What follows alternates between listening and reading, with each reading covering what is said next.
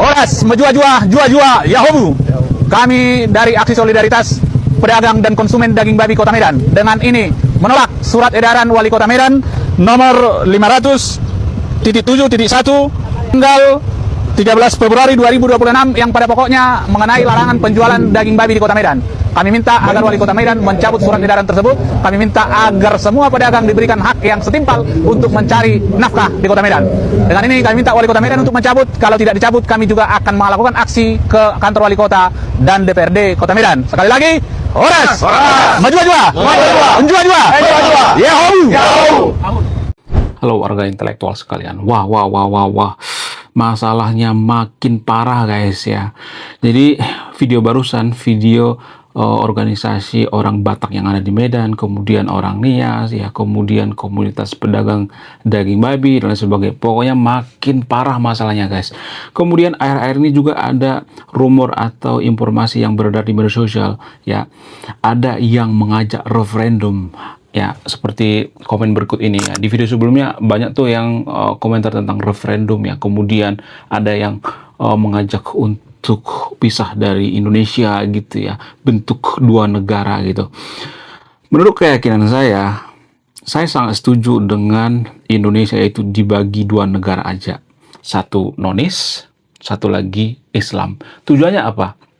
Tujuannya supaya umat muslim yang ada di Indonesia itu kalau puasa tidak ada lagi yang namanya daging babi. Jadi kalau ada pembentukan negara baru misalnya nih ya, misalnya memisahkan diri nonis dari Indonesia misalnya ya, menurut keyakinan saya ya, maka Islam di Indonesia itu akan murni 100%. Nggak bakal ada yang namanya jualan babi ya. Kemudian pada saat puasa juga nggak ada restoran yang buka. Jadi kalian itu enak gitu ya untuk puasa gitu ya. Nggak ada hambatan gitu ya. Nggak ada rintangannya gitu ya.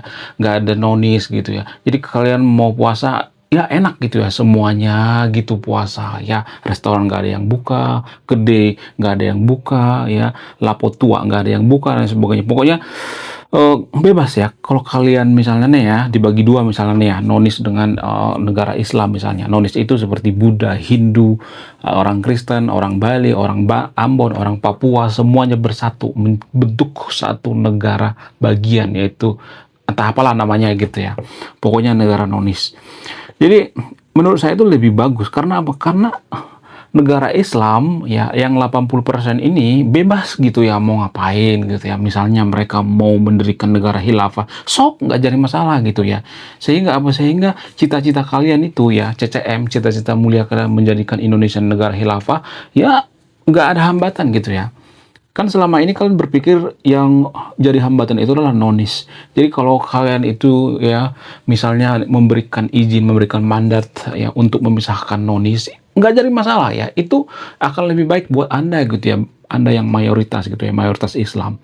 Ya, Anda bisa bikin negara Indonesia itu jadi negara khilafah. Kalau Anda mau ganti Pancasila, itu lebih mudah gitu ya. Terserah kalian mau guling-guling kayak mau jungkir balik kayak nggak jadi masalah gitu ya. Mau kalian nikahnya berkali-kali juga ya, berkedok dengan khilafah, nggak jadi masalah gitu ya. Mau poligami, mau 10 kali poligami, nggak jadi masalah ya. Ya, jadi itu lebih bagus ya kalau kalian itu ya memberikan izin gitu ya supaya nonis itu bikin negara baru gitu ya. Kemudian selain itu kalau misalnya ya ada pemisahan antara nonis dengan Islam atau membentuk dua negara di Indonesia, maka tidak akan ada lagi yang namanya gereja dibakar. Jadi menurut data, setelah reformasi ternyata ada 1000 gereja yang dibakar guys. Dibakar oleh siapa? Dibakar oleh si paling mayoritas. Jadi kalau nonis nanti sudah memisahkan diri dari Indonesia ya, sudah dibagi dua, maka umat muslim tidak ada lagi yang namanya bakar-bakar rumah ibadah. Itu lebih bagus ya. Itu alasan masuk akal gitu, alasan yang sehat gitu ya. Jadi tidak ada yang namanya membakar gereja gitu ya. Kemudian tidak ada yang namanya kasus bubarin paksa gitu ya. Orang lagi ibadah dipersekusi, nggak ada lagi tuh ya. Jadi kalau kalian tuh murni 100% Islam misalnya, katakanlah 99% Islam gitu ya di Indonesia, maka kalian tidak ada yang namanya mempersekusi rumah ibadah orang lain gitu, nggak bakal capek lagi gitu ya. Hidup kalian tuh makin enak gitu ya, nggak akan bertemu dengan nonis lagi ya. Kemudian tidak ada yang namanya bubarin paksa gitu ya. Jadi itu lebih baik menurut saya pribadi ya kan. Ya saya tidak mau provokasi yang nonton video untuk pisah dari Indonesia, tapi kan itu jalan tengahnya ya kan. Ya nggak sih, itu kan menguntungkan bagi umat Muslim kan, menguntungkan bagi mayoritas ya kan. Kalau misalnya ada yang marah ya, kamu memecah belah bangsa, bukan saya yang memecah belah bangsa, kalian itu mayoritas ya. Karena waktu Indonesia merdeka itu, waktu mengikrarkan proklamasi, waktu bikin undang-undang, nggak ada dulu perjanjian dilarang berjualan daging babi saat puasa, nggak ada seperti itu ya. Mempersekusi rumah ibadah, nggak ada seperti itu ya. Kemudian bakar gereja, nggak ada peraturan seperti itu ya. Jadi yang berkhianat itu sebenarnya kalian semua yang berkhianat ya, mayoritas ya. Kalian yang melanggar janji. Di undang-undang nggak ada seperti itu. Nggak ada undang-undang untuk mempersekusi rumah ibadah orang lain. Nggak ada. Bakar gereja, nggak ada itu. Jadi yang mengkhianati bangsa ini sebenarnya kalian gitu. Bukan saya. Ya, saya itu hanya menyuarakan suara orang yang terjepit gitu ya. Suara rakyat gitu ya. Suara minoritas yang terjolimi, yang terinjak-injak, yang kalian tidak perhatikan gitu ya. Jadi saya ini sebagai penyambung lidah aja gitu ya. Jadi kalau pisah antara nonis dengan Islam gitu ya, nonis itu Bali ya, kemudian Ambon, orang Papua bersatu semuanya, orang Batak semuanya jadi membentuk suatu negara gitu ya. Ya, maka umat muslim yang ada di Indonesia itu akan murni 100%, nggak ada hambatan ya. Terserah kalian mau jadikan negara khilafah, nggak jadi masalah gitu ya. Kemudian selain itu ya, kalau misalnya nanti Indonesia itu dibagi dua, maka tidak akan ada lagi yang namanya kasus-kasus seperti misalnya ada orang minum tuak misalnya, nggak ada ya. Jualan babi juga nggak ada gitu, pokoknya nggak ada, babi guling nggak ada gitu ya. Kemudian nggak ada yang umbar-umbar aurat lagi gitu ya. Jadi umat muslim semuanya pakai kerudung gitu ya, seperti ninja misalnya ya, terserah gitu ya mau seperti apa pakaiannya. Jadi kalian itu nggak bakal ada yang namanya silau gitu ya melihat orang yang umbar-umbar aurat gitu ya. Jadi terserah gitu, kalau kalian mau jadikan Indonesia itu negara Islam, nggak jadi masalah gitu ya. Jadi kalian bisa jadi negara maju gitu, berpotensi banget gitu ya jadi negara maju gitu ya. Saya pokoknya sangat setuju banget gitu ya kalau Anda memberikan mandat gitu ya, memberikan izin memisahkan ya Indonesia itu jadi dua negara bagian. Itu sangat bagus sekali ya menurut saya pribadi. Kemudian selain itu tidak akan ada yang namanya seperti misalnya nonis teriak-teriak ya, atau komplain misalnya tentang pembangunan rumah ibadah gitu, gereja gitu. Nggak ada itu misalnya yang mempersulit izin rumah ibadah, nggak ada ya, harus minta tanda tangan gitu ya. Jadi kalian itu nggak bakal dituntut untuk minta tanda tangan gitu. Kalian selama ini merasa terganggu kan kalau kita minta tanda tangan gitu ya. Kalian tuh merasa seperti artis kan, seperti superstar gitu kan, minta tanda tangan untuk bangun rumah ibadah ya kan. Kalian tuh seperti di awang-awang ya kan ya, derajat kalian tuh seperti wow gitu ya, seperti tuan gitu ya, seperti raja gitu ya. Kita minoritas itu seperti budak gitu, nyembah-nyembah dulu gitu ya biar minta tanda tangan gitu ya. Tolong ya, harus nyembah-nyembah dulu. Jadi kalau Indonesia dibagi dua, nonis dan Islam ya, terserah ya, kalian mau nggak bangun rumah ibadah juga nggak jadi masalah ya. Jadi kita nonis ini nggak akan minta tanda tangan lagi gitu ya. Ya, kemudian kalau Indonesia itu dibagi dua, maka nonis juga tidak akan mendengar suara toa tiap hari gitu ya. Jadi kalau kalian bikin suara toa itu seperti sound horeg gitu ya. Ya, bikin toanya 20 per masjid misalnya, bikin seperti sound horeg misalnya, bikin telinga sampai berdarah-darah, terserah gitu ya. Terserah kalian mau guling-guling kayak terserah gitu ya. Nggak jadi masalah gitu ya. Nggak jadi masalah guys. Ya, setidaknya nonis itu tidak akan mendengar suara toa lagi gitu ya. Nggak bakalan ada ya keributan-keributan lagi gitu ya. Jadi kalau dipaksakan gitu ya, saya melihat persatuan kita itu adalah persatuan yang dipaksakan. Jadi kalau misalnya ada nonis yang komplain ya, seperti Bu Meliana yang di Tanjung Balai misalnya, dia cuman minta tolong guys ya, woi minta tolong ya, cuman minta tolong kecilin gitu ya. Tapi apa? Tapi tapi ya rumah ibadahnya dipersekusi, kelenteng ya, pura dihancurkan di Tanjung Balai ya, rumah-rumah nonis dihancurkan di Tanjung Balai ya. Jadi kalau di negara Islam nanti kalau misalnya pisah antara nonis dengan Islam, maka tidak akan ada nonis di sana ya. Jadi kalian bebas gitu ya, mau bikin suara toa sampai ke langit juga ya, sampai ke Mars suaranya, nggak jadi masalah gitu ya, nggak jadi masalah, terserah kalian gitu ya. Jadi nonis juga nggak bakal yang komplain gitu ya kan. Itu kan yang kalian mau ya kan. Jadi menurut saya pribadi ya, ya kalau misalnya ada yang mengatakan bahwa oh kalian itu sebenarnya pengkhianat bangsa, bukan kita pengkhianat bangsa, jangan membalikan fakta gitu ya, jangan playing victim gitu ya. Sebenarnya yang bikin ulah itu ya kalian gitu ya, kalian bikin suara toa keras-keras gitu ya, untuk apa, untuk namanya siar ya, biar nonis itu tertarik masuk ke agama kalian gitu dan lain sebagainya. Itu semacam war gitu ya, semacam psikologi ya, supaya apa, supaya orang lain tertarik ke agama kalian. Jangan seperti itu gitu maksudnya. Jadi kalau misalnya nonis itu pisah, mereka juga akan selamat dengan suara toa yang sangat keras itu ya, yang kalian nikmati tapi nonis tidak nikmati ya. Itu lebih baik gitu ya. Jadi yang bikin ulah itu kalian sebenarnya, bukan kita gitu ya. Itu lebih baik gitu ya. Kemudian selain itu kalau misalnya ada bangunin sahur misalnya ya, sebenarnya nggak semua suara sahur itu keras ya, tapi kan pada umumnya keras ya. Ada yang bawa panci, bawa drum dan sebagainya sehingga nonis terganggu. Jadi nonis juga nggak ngomel-ngomel dalam hati gitu, nggak maki-maki dalam hati gitu ya. Jadi kalian bebas gitu. Kalau misalnya nih kalian puasa dalam setahun sampai 10 kali juga ya, nggak jadi masalah gitu ya, bangun sahur tiap hari nggak jadi masalah, oke gitu, is oke gitu ya, nggak jadi masalah. Kalau misalnya nonis ya pisah dari agama Islam ya, nonis juga akan selamat gitu dari suara sahur yang sangat gede sekali gitu ya. Kemudian kalau misalnya nih ya kalian itu ngotot misalnya nih bahwa ibadah haji itu harus disubsidi 100% sama pemerintah. Misalnya nih kalau ada orang naik haji harus disubsidi sama pemerintah 100%. Ya kalau jadi negara Islam nggak jadi masalah, sok nggak jadi masalah. Jadi nggak ada lagi nanti nonis yang komplain, oh subsidi haji itu pakai ya pajak saya untuk subsidi dana haji gitu ya, atau pergi umroh atau naik haji itu kan dari pajak nonis sebagian kan. Jadi kita nggak bakalan komplain dong ya. Jadi kalau kalian tuh negara Islam itu ya sok, kalau misalnya nih ya mau umroh mau naik haji dibiayai sama pemerintah 100%, nggak jadi masalah. Itu kan lebih bagus buat Anda gitu, nggak jadi masalah gitu ya. Jadi jangan berpikir bahwa saya memprovokasi Anda gitu ya. Saya nggak memprovokasi supaya pisah dari Indonesia, tapi karena ulah kalian gitu ya. Kalianlah sebenarnya pengkhianat bangsa yang sebenarnya.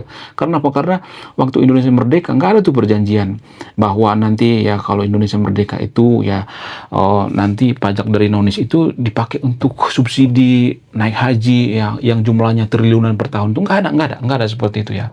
Kemudian kalau Pompes misalnya roboh gitu ya, maka dananya itu dari APBN misalnya ya, nggak jadi masalah kalau pisah ya negara Islam dengan negara nonis gitu, nggak jadi masalah kalau Indonesia dibagi dua ya.